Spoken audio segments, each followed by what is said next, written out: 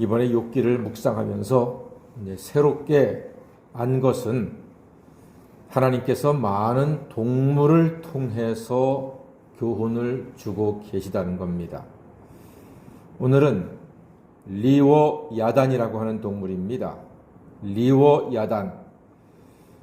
이 동물은 악어를 뜻합니다. 악어. 오늘 본문은 그냥 읽으면 무슨 괴물 이야기가 아닌가 싶지만 악어를 염두에 두고 읽으면 이해가 됩니다. 웬 악어냐? 리워야단이라고 하는 이 말을 히브리어로 악어라고 보통 번역이 되는 단어입니다. 하나님은 악어를 비유로 들어서 말씀하시면서 교훈하십니다. 그 뒤쪽에 보면은 19절, 20절 말씀 있잖아요. 19절, 20절 말씀 보니까 그것의 입에서는 횃불이 나오고 불꽃이 튀어나오며 그것의 콧구멍에서는 연기가 나오니 마치 갈대를 태울 때에 솥이 끓는 것과 같구나. 이렇게 표현되어 있습니다. 입에서 횃불이 나오고 불꽃이 튀고 코에서 연기가 난다. 이거 거북선 아닌가요? 거북선은 조선시대 때 작품이니까 전혀 관계가 없지요. 거대한 악어가 숨을 쉬면서 호흡할 때 입에서 물이 튀어나오는 장면을 이렇게 표현했습니다. 고래를 생각하면 이해가 쉽지요. 고래가 숨을 쉴 때 머리 위쪽, 등 쪽에 있는 숨구멍을 통해서 물이 분수처럼 위로 솟구쳐 오르지 않습니까? 그런 것과 비슷한 표현이라고 보면 되겠습니다. 그리고 악어가 분명한 것이 23절에서부터 26절까지 말씀을 제가 한번 읽어보겠습니다. 잘 들어보십시오. 그것의 살껍질은 서로 밀착되어 탄탄하며 움직이지 않는구나. 그것의 가슴은 돌처럼 튼튼하며 맷돌 아래짝같이 튼튼하구나. 그것이 일어나면 용사라도 두려워 달아나리라. 칼이 그에게 꽂혀도 소용이 없고 창이나 투창이나 화살촉도 꽂히지 못하는구나. 읽어보니까 틀림없이 악어가 분명합니다. 예, 아주 튼튼하게 여겨지지요. 여자분들께서 악어 핸드백을 찾는 이유를 알 것 같아요. 너무 악어 핸드백 자랑하지는 마십시오. 멸종되면 또 안 되니까요. 자, 누가 봐도 악어에 대한 모습입니다.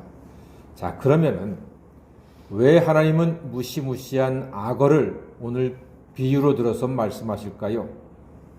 그 이유를 10절에서 찾을 수가 있습니다. 우리 10절 말씀은 다 같이 한번 읽어보겠습니다. 시작. 아무도 그것을 격동시킬 만큼 담대하지 못하거든 누가 내게 감히 대항할 수 있겠느냐? 그렇습니다. 누가 감히 나한테 대항할 수 있겠느냐?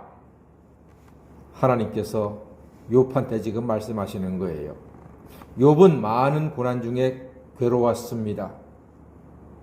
당연히 괴로웠겠지요. 얼마나 고통스러웠겠습니까? 죽지 못해 사는 목숨 아니었겠습니까?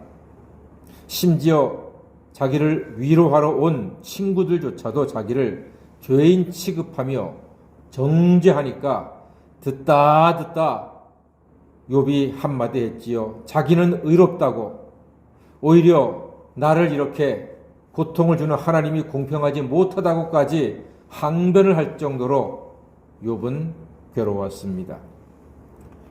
그러나 하나님께서 오늘 분명히 말씀하십니다. 하나님은 전적으로 의로우시고 전적으로 옳은 분이라 하는 것을 말씀하고 있습니다. 세상에 그 어느 누구도 하나님을 대항할 수는 없습니다. 11절 말씀 보니까요. 누가 먼저 내게 주고 나로 하여금 갚게 하겠느냐? 온 천하에 있는 것이 다 내 것이니라 했습니다. 온 천하에 있는 것이 다 하나님의 것입니다. 동물도 하나님의 것, 사람도 하나님의 것, 목숨도 하나님의 것, 고통조차도 하나님의 것이란 말입니다. 하나님은 모든 것에 주권을 갖고 계십니다. 무시무시한 악어를 통해서도 역사하신 하나님이신데 아무도 악어를 격동시킬 만큼 담대하지 못할 텐데 누가 감히 나한테 대항하겠느냐? 내가 만든 피조물도 너희가 꼼짝 못하고 두려워 벌벌 떨터인데 감히 나한테 대항을 하겠느냐? 말 대꾸하겠느냐? 그런 뜻입니다. 그렇습니다. 하나님만이 이 세상의 모든 것을 통치하시고 당신의 주권에 의해서 당신의 뜻대로 운행하고 계십니다. 그러므로 우리는 고백할 수밖에 없습니다. 아파도 하나님의 뜻이요 건강함도 하나님의 뜻입니다. 실패도 하나님의 뜻이고 성공도 하나님의 뜻입니다. 어려운 일도 하나님의 뜻이고 쉬운 일 만나도 하나님의 뜻입니다. 가난함도 하나님의 뜻이고 부요함도 하나님의 뜻입니다. 슬픈 일도 하나님의 뜻이고 기쁜 일도 하나님의 뜻입니다. 온 천하에 있는 것은 다 하나님의 것이며 다 하나님의 소유이며 다 하나님의 뜻대로 하나님의 계획 안에 존재하고 있습니다. 다윗도 고백하지 않았습니까? 내가 바다 끝에 갔을지라도 하나님은 거기에 계신다고 했습니다.